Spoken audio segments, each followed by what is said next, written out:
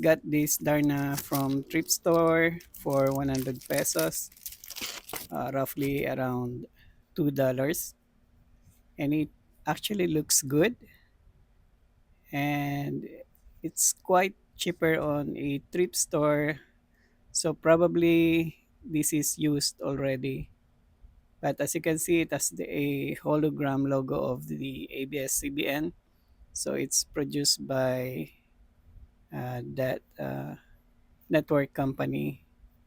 Although hindi na maayos tong box dahil galing nga ito sa thrift store. I'm not quite sure magkano ang original price nito. But let's see kung okay yung card sa loob. Ganda ng artwork. So this is Mars Rabelos Darna at ang nawawalang bato. So this is a playing card produced by ABS-CBN. Ganda ng artwork. This is Lucila. So there are familiar characters like si Ding. And ang ganda rin ng quality in fairness. And I think it looks new. This is Valentina. Medyo magkakadikit pa yung mga cards eh. Gawa siguro ng die cut.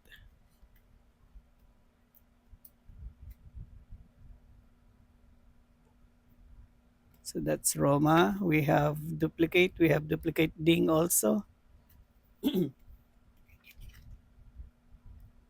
Valentina, ang kanyang arch rival. Another Ding. Another Valentina. So probably, mga napagpilian yata ito eh.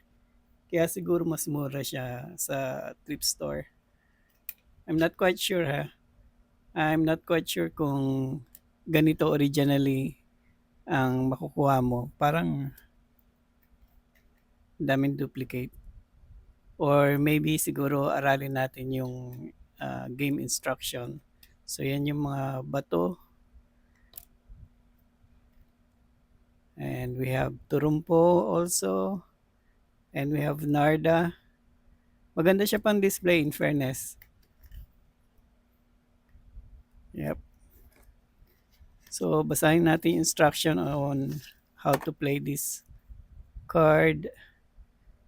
So again, I'm not sure kung tama ba na may mga duplicate yung mga cards or dapat ano sila, variety. So yan guys, if you are interested into playing this game, screenshot nyo na lang itong instruction.